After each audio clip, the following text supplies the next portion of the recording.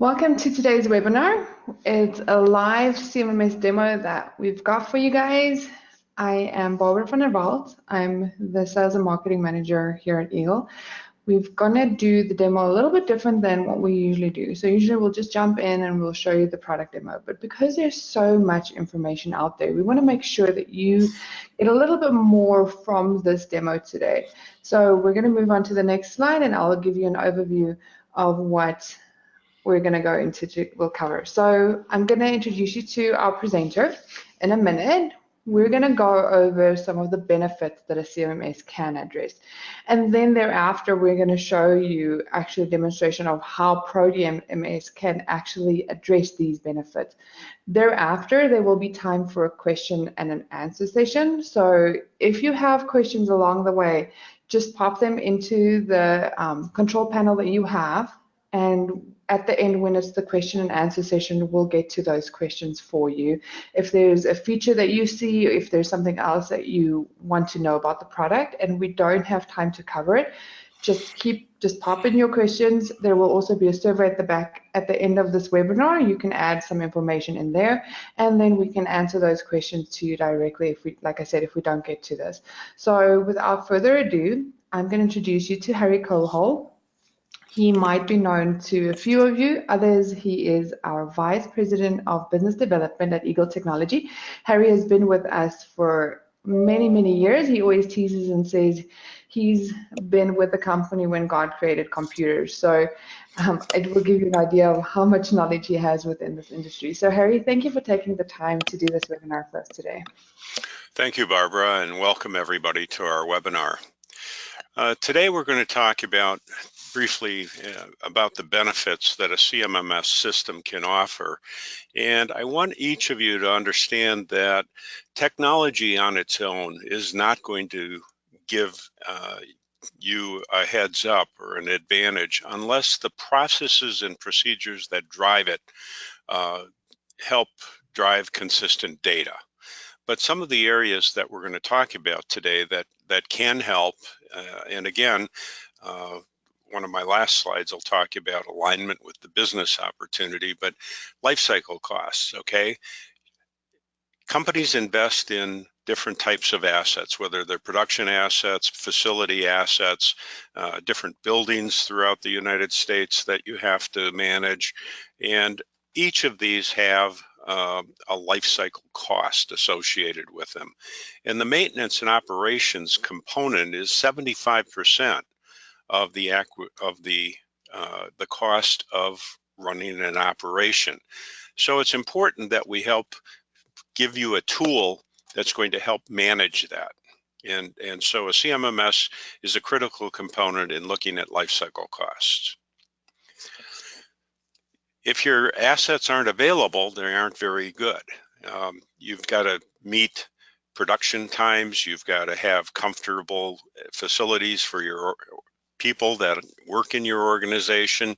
And you need to make sure that the investment and the time associated with keeping those assets available are in line, again, with the overall company goals and direction. So one of the benefits is improved performance from an asset based on the fact that you maintain it, that you have it available, it has uptime, and it runs smoothly. In other words, if I don't change the oil in my car and I try to drive from coast to coast, I may or may not make it before the engine burns out, right? So it's critical that through maintenance, we improve asset performance and reliability. There's also safety and compliance and environmental regulations. If I don't inspect my equipment, if they don't have the safety guards, if there's missing components, I might be liable. And I've seen in my experience OSHA fines that far exceed 5 to 10 years worth of the CMMS cost in an organization. So managing and making sure that you inspect cords and dock locks and that you make sure safeguards are on equipment and that ladders are inspected and things like that, again, are a benefit that a CMMS system can offer in scheduling and documenting the compliance. But again, we're not naive to say that just buying the system alone will give you this benefit. You have to have those processes and procedures in place to make sure that you're going to get that benefit.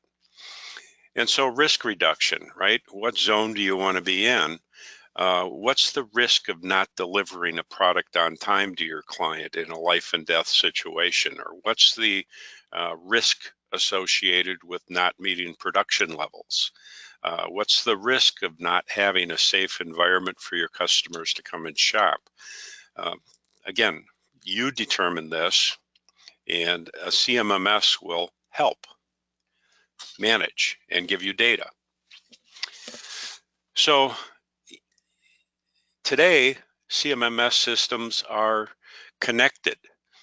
We're connected in real time to building automation controls and energy management systems. We're connected in real time to condition monitoring sensors. We're connected in real time to financial systems, okay? So again, processes and procedures and connection are critical in a CMMS environment. So asset lifecycle management is extends the life of the assets, and that's again a critical benefit in what a CMMS offers. And rationalization of the assets and monetizing surplus. In other words, if I don't need assets, if I'm buying too many parts, sitting on the shelf, I'm not using them, all of those types of things are critical, and a CMMS can help you manage. So the most important thing is not, I'm going to show you the technology, but the most important thing is to make sure that the implementation of it is aligned with the goals of your organization. And we work at Eagle with clients of all types to make sure that the tool we're providing is going to give you that type of an alignment. We don't look at the implementation today alone. We look at what's going to happen 3 years down the line, what's going to happen 5 years down the line, or 10 years. And there too, the processes and procedures may have to be adapted. And we've got a tool that's flexible enough to adapt, change, and help your organization as business needs and change through time. So right now, I'm going to switch to our live system and show you Proteus MMX, okay? The system has a logon and password for everybody. We also have a service request portal that's highly customizable. So I can set multiple portals for different facilities, okay? Or I can set a single portal for all of my users to log into, okay? I can customize the page and decide what I want collected in terms of data, and they can attach pictures or files sometimes as necessary to describe how a room might be laid out for a special event, or here's the problem I'm experiencing on the machine, or things like that. And again, this is all customizable, and you determine as the systems administrator what fields show, don't show, which are required or not required. So let's log in. And I'm going to log in as the administrator. So a lot of user fields and things like that will show. Again, these will be hidden. And again, you can hide any field that's not applicable to your particular business needs. If You don't track inventory, for example, with parts and storage locations. This whole menu item can be hidden based on a person's role or responsibilities, and that's true of all of these menu items based on who you are. But we're going to look at all of them from the beginning. We've got some opening KPIs that show scheduled versus unscheduled work. Right now, setting pretty light on unscheduled work. I've only got 2 unscheduled work orders. The reality is about 85% of our clients after a year or two have mostly scheduled work, and the break fix work diminishes over time. Okay. We can see whether work orders are on time or open and not overdue.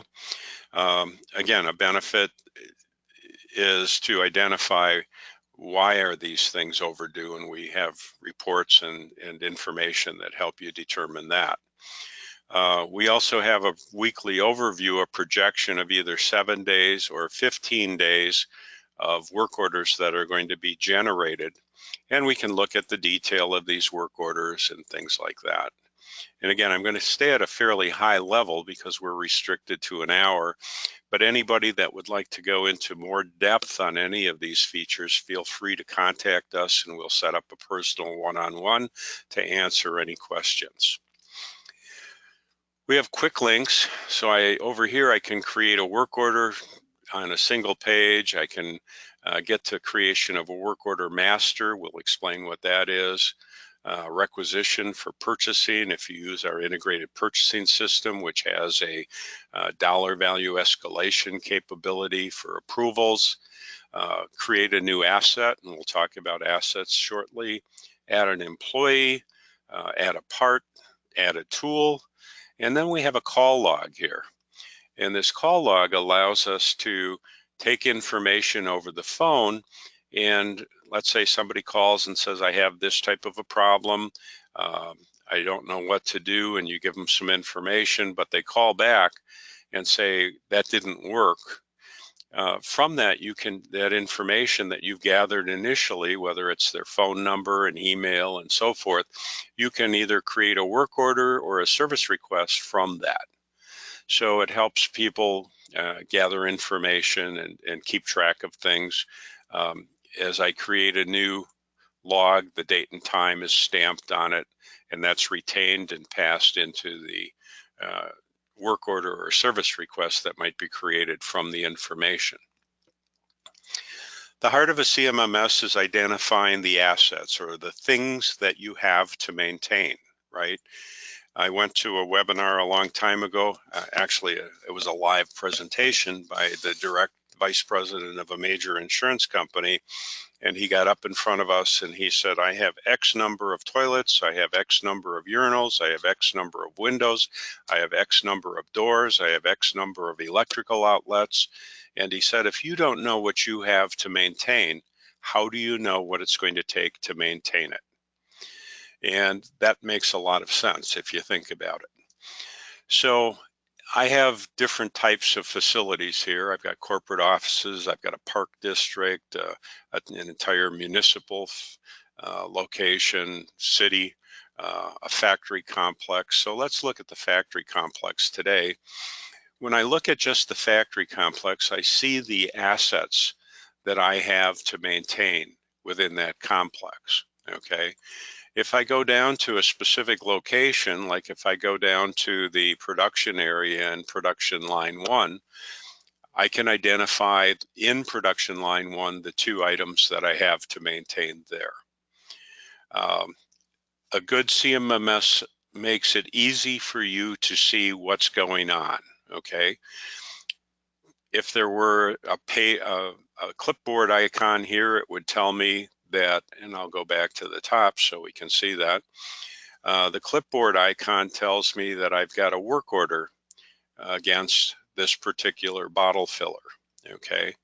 This tells me this particular piece of equipment is out of service.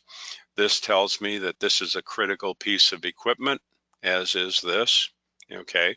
And I have subsequently more work orders open against different pieces of equipment. I keep a lot of information on a specific piece of equipment. I can keep things like an asset tag, or barcode, a QR code that is different than the equipment ID and the system.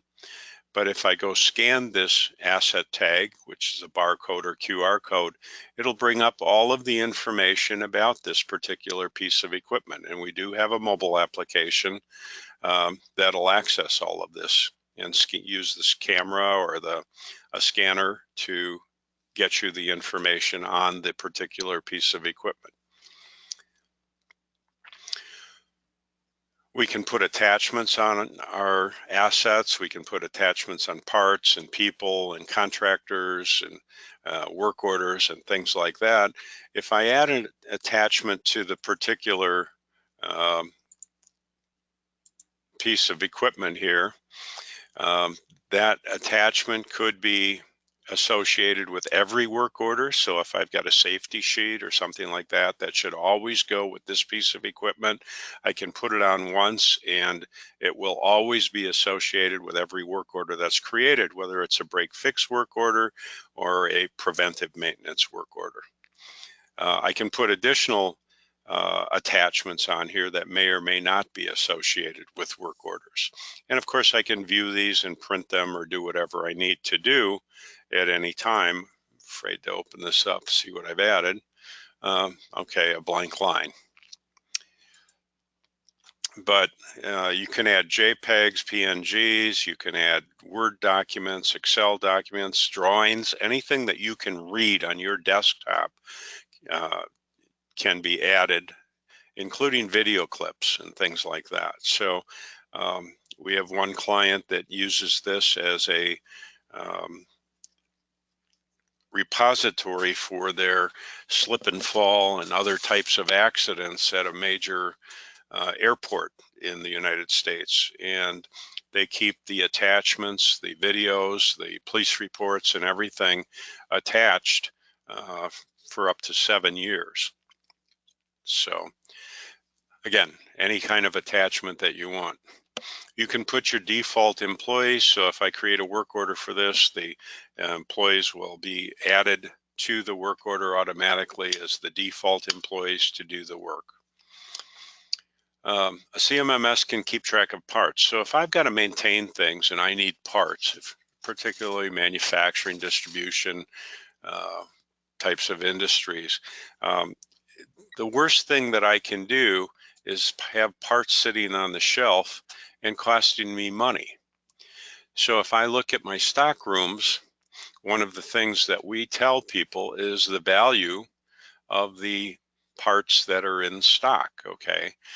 This is a demo system and there's not a lot of dollars there, but when it's surprising when I work with clients that all of a sudden it's 900,000, $1.4 million, 2.6 million. Oh my gosh, we didn't realize that we had that much value in inventory. So a system like this can help you manage not only what you have in inventory, but the turnover of that part. We can run reports and get data using Ask Steve on parts that are never used, parts that have been sitting in stock based on the date they were received and things like that. So it's important to manage your investment. And again, I'm speaking to those of you who are in the manufacturing environment and distribution and so forth. And even in facility management, sometimes people buy a case of caulk and because it's cheaper, they use 2 or 3 tubes. It sits on the shelf and then they go look for it and it's 3 years old and it's no good anymore and they have to go buy more. So sometimes it might have been cheaper to buy those 2 or 3 tubes of caulk instead of a whole case, and it goes to waste. So inventory is important. Keeping track of your tools and the fact that tools can be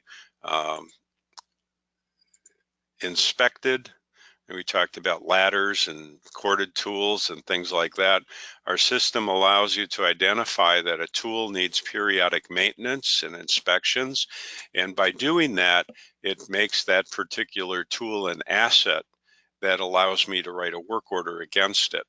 And so I can group all my tools together, and as long as I have some common description. So if I call it a tool somewhere in either the description or the tool name or the tool number or something like that, I can pull all of my data together, or I can even put a stock class together called tool and pull all of my tools that are assets and write a single work order against them for my semi-annual or quarterly inspections, whatever the local state regulations require.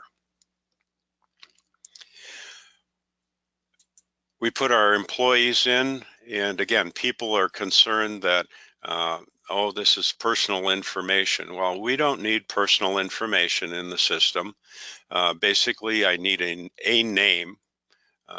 So if it's Christopher Daniels, it can be Chris, or it could be C. Daniels, and I need some kind of an associate identification. It could be ABC, I don't care. Number is not relevant, it's associate identification. And I don't need addresses, states, zip codes, or anything like that. And I can identify here, though, what is the maximum purchase amount this employee can have, right?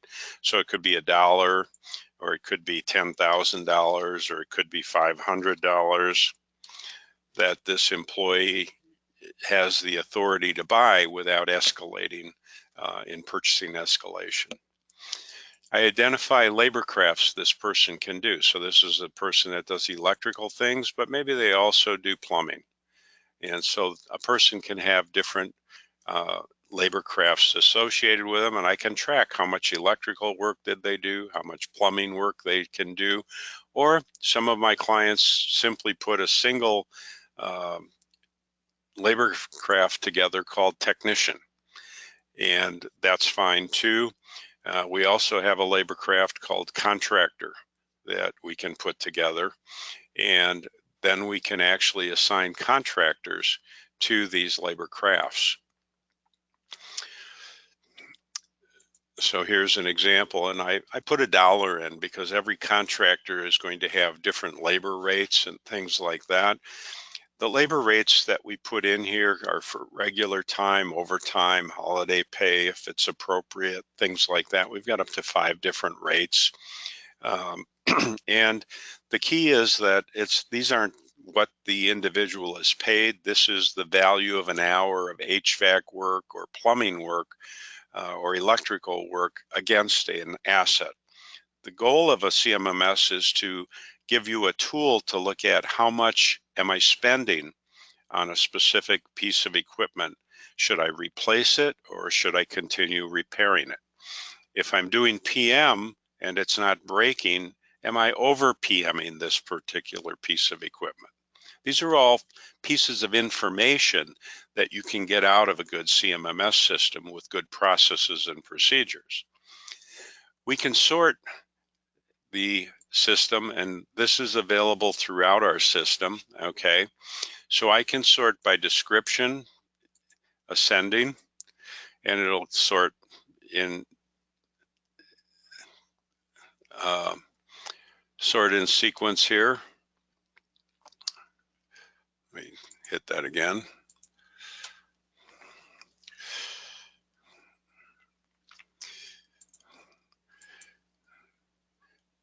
Here, service code. Okay, I was sorting on description. We have no descriptions. Service code, ascending. I can sort descending.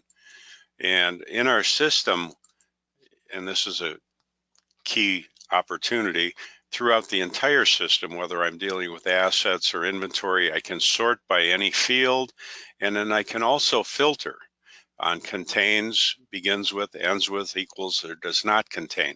The goal of a real-time system is to give you access to real-time data. So a lot of people look for reports and things like that, and we certainly have that capability with Ask Steve, our standard reports and our KPIs. But again, getting information in real time is critical, and we can filter and sort on every field in the system.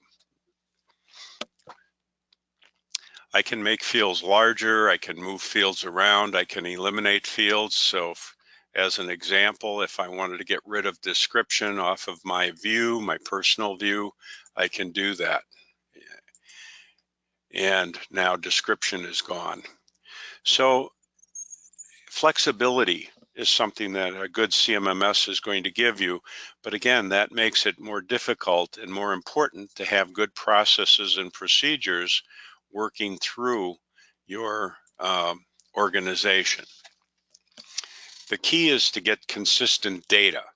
And so one of the things our CMMS will do is allow you to put in required fields, you know, on a part or on a person. If I require specific fields, they have to be filled in before I can save them. So, and then we also provide a lot of pull down fields so that once you set up your standards, you can't deviate from the consistency. You can update and you can enhance, you can change, but it maintains consistency throughout the system.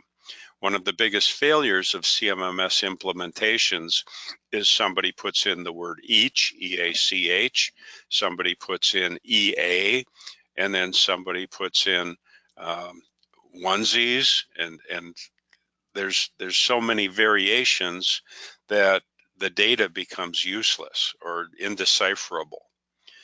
And the real key, again, of a CMMS is to help provide consistent quality data. We can put our contractors and vendors. We identify a contractor as somebody who's going to do work on the facility. So somebody that comes in and does plumbing and HVAC type of service on the facility would certainly be somebody that would be a contractor, but they can also be a vendor because I might buy parts from them. They may sell me filters or they may sell me belts or things like that.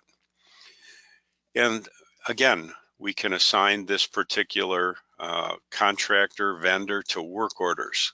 I have one client that has a facility that everybody doing work at that facility is a contractor. He has no employees, but he keeps track of their work. He keeps track of the fact that they don't get paid unless they've had a work order to do the work in their facility. So again, process and procedure. We do have a purchasing system where you can create requisitions. The requisitions can be escalated. You can also just create purchase orders. Some clients require a requisition before a purchase order. The requisition gets escalated based on dollar volumes and things like that, and turns into a purchase order. You can receive the parts, you can create reorder lists from our system based on the fact that you have minimum and maximum or reorder points set up on your parts and things like that. And then another key point is that a good CMMS is going to date and timestamp everything. Okay, we have a full audit trail in our system that allows you the benefit of, number one, we can be FDA validated. If you're in a business that requires FDA or USDA validation or anything like that, we're able to provide that along with test scripts and things like that to be validated. You can see the work orders that a particular contractor has. And again, you can put attachments on a contractor. So I might keep the attachment or a quote, the actual contract I have with them, things like that, all can be attached. And I can keep notes down here on the contractor as well. We have lots of reports. Eagle's been in business over 30 years, and we have standard reports, and then we produce custom reports of different varieties for our clients. using Crystal reports, or the client can create their own Crystal report and upload it. But we have this new tool called Ask Steve. It's an artificial intelligent bot that can crawl the database and give you all the information you want to know about anything and everything that's going on in your system. And it can provide graphs and charts and things like that in real time, again, based on the latest work order that was closed or opened, or the latest part used, the latest employee that has come on, or whatever your questions might be about the information that you're looking for. Service requests come into the system. They can easily be changed into work orders. You can accept them, you can edit them, you can email them back to the requester for a question. You can decline them if it's not type of work you do. And again, when you're looking at service requests, I can filter by a specific facility and see what's going on. I can look at the request down to the specific piece of equipment or the particular room or area that the request is about. The work order master is where I would set up all of my preventive maintenance. And again, trying to get, and we've done webinars before on how to get from firefighting to predictive maintenance, right? The real key is that you have to start identifying what should I be doing in preventive maintenance. And when I set up preventive maintenance, I put a schedule associated with it, and it'll show me the next occurrence, the last occurrence, and I can always change my schedule and do it less frequently. So if I want to do this every 4 months instead of every 3 months, I can change that. But I identify in my preventative maintenance what are the tasks that I need to do. Okay, now that doesn't look very readable, but on the task itself, we'll go to tasks, and we provide clients with over 685 facility-oriented tasks. When I look at the task itself, it has, and this is the way you will see it in a work order, this is the way you'll see it in the tablet on the mobile device. It has the specific steps that somebody is supposed to do. If I decide that I want to put a break here and save that, that will read much easier. I can also go over here and change it and save it as well. So, if you don't have the steps of what should people do to maintain things, the CMMS becomes a repository of knowledge, okay? If you've got people that are retiring that know how to do something, and you can gather the tasks and gather the information, it's absolutely critical that you use the tasks and associated them with the work orders and the schedules to carry on after the people leave or retire, right? So again, from a risk management standpoint, the CMMS helps you capture information that may at some point in time or expertise leave your organization. For multiple companies with multiple sites with identical equipment, we've got something called a work order master template. In other words, I create the standard for the entire organization to maintain equipment A, and that gets copied, and if I change that standard at any point in time, the standard is changed through the entire organization, and that's called the work order master template. We have the ability to do inspections in our system. An inspection is a task in a work order. Instead of writing just a list of steps, I can actually create steps that the technician has to answer questions to. And again, this is on the mobile tablet device. We support Android, iOS, and Microsoft Windows 10 devices. So not only do we gather this, but for example, if I'm looking at a range of a pressure, I put the range in the system, and if it falls out, the reading falls outside of a specific range, the technician, or if anything fails, the technician will have the ability to create a new work order or a corrective work order as a result of the inspection. Again, you should be able to see what the work looks like. And I'm going to go back to planner here and look at my labor planner.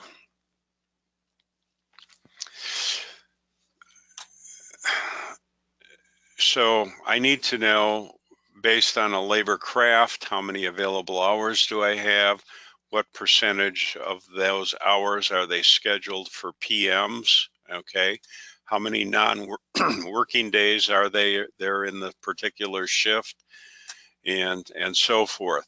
So that's one aspect of looking at labor. I also have the ability to look at labor load balancing and look at who's overloaded, who's underloaded. So Aaron, as an example, has 28 hours. And again, this is test data, it's not live data. But I can look at the detail of that, and it's going to show me the jobs that he has. And I can say, well, let's look at Alan here. Alan, in terms of his, well, he's only got a half hour of work today. I'm going to take this job and move it to him, and I'm going to move this job to I'm going to move this job to Alan Yager.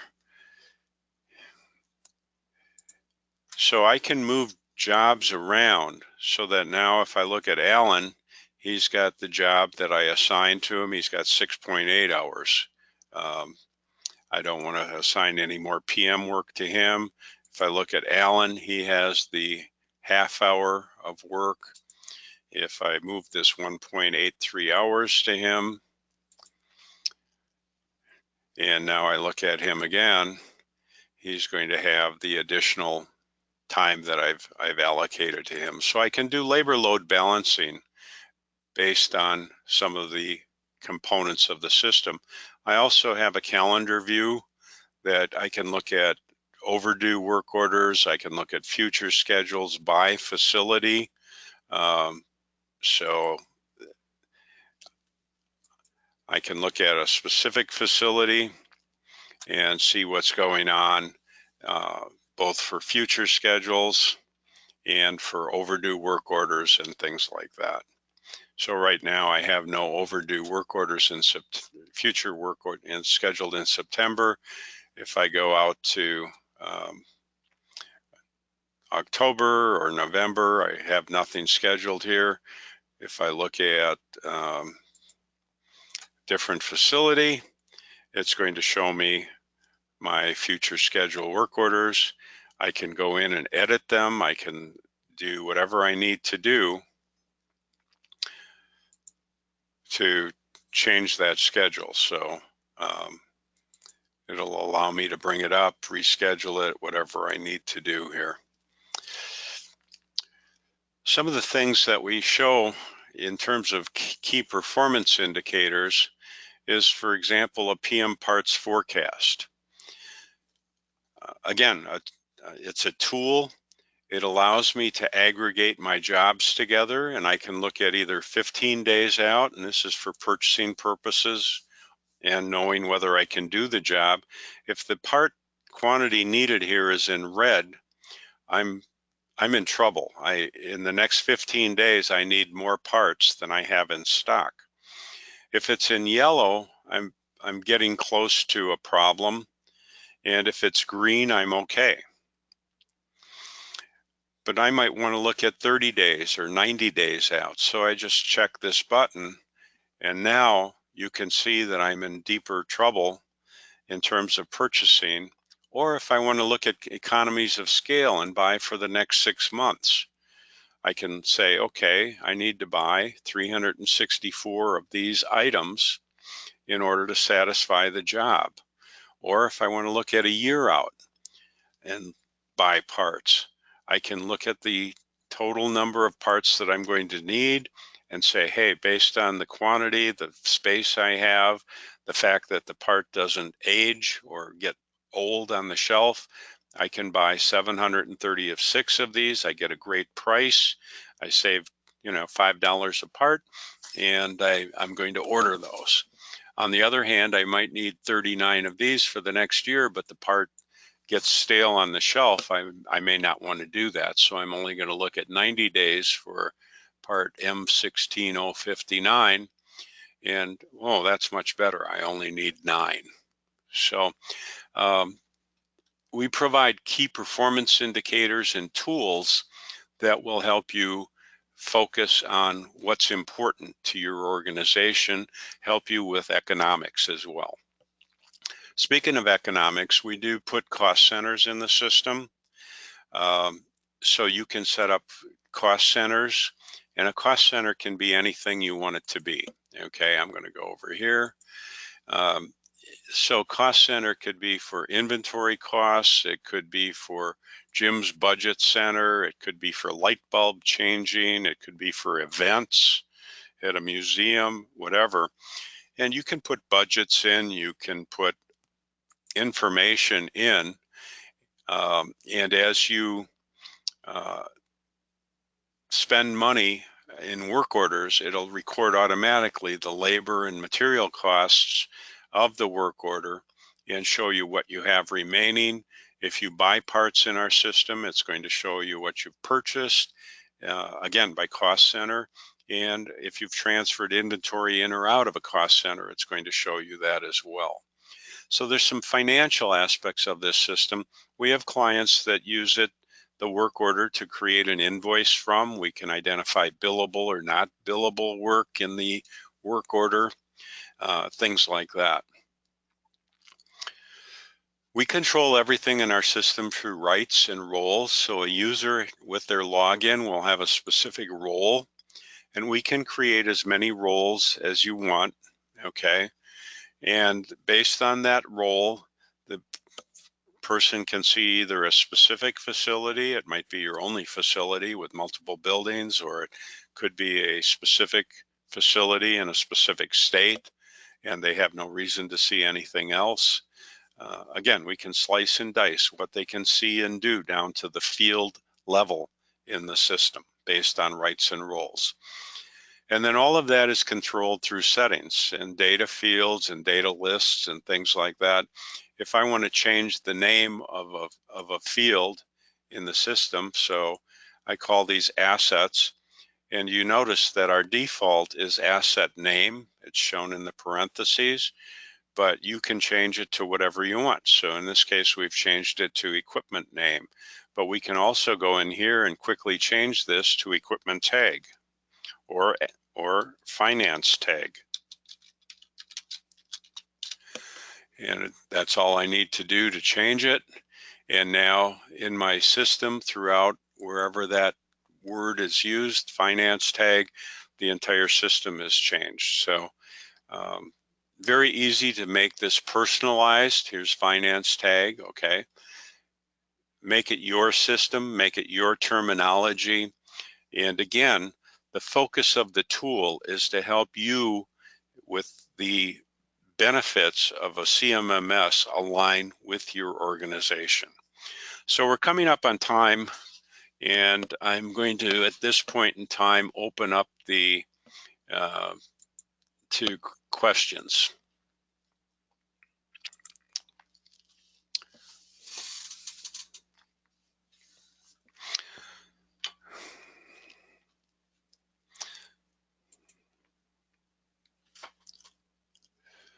Are you able to see the speaker? No, I didn't put my wig on today. We had one of the attendees actually say that their screen was black, so I submitted a support ticket to go to webinars, as not all of the other attendees had the same issue. Okay, good. Thank you.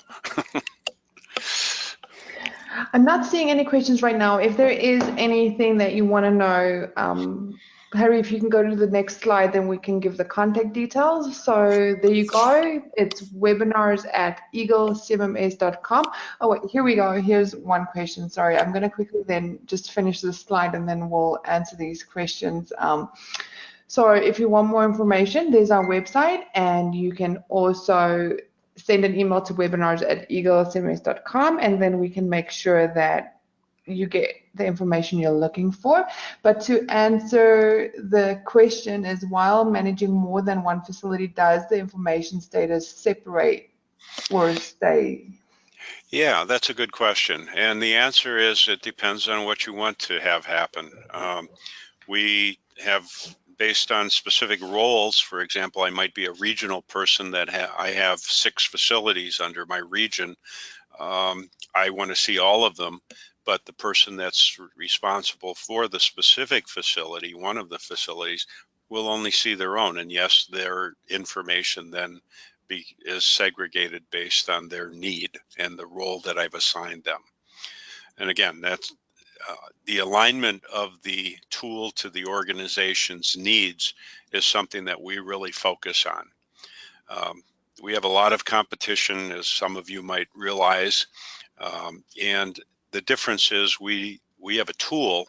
We realize that the tool is not the end all. It's more important to work with you to make sure that the alignment and the use of that tool is going to meet your needs and requirements and give you the focus that you're looking for in your organization.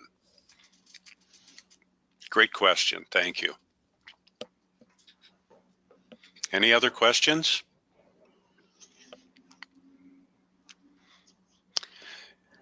Okay. There's another one, actually. Thank you, Karina, for asking this question. Does this, does this apply for every tab? And I'm thinking that is, does this apply for every tab, for example, inventory? I'm not sure what the total question is, but we can hide a tab like inventory if it's not needed. We can hide based on your roles and rights. We could hide employees or contractors if you're not using them. So the answer is yes, it does apply for every tab. I have people that log on that only see the home screen because they would just want to see the KPIs. Harry, sorry to interrupt you. She actually just came back and said that what she's meaning is separating stock for facility 2. Yes, absolutely. A stock room is assigned to a specific facility and location within a facility. So you may have a site with 5 or 6 buildings, and a stock room is specific to a specific building floor and area that you've defined. So thank you for clarification.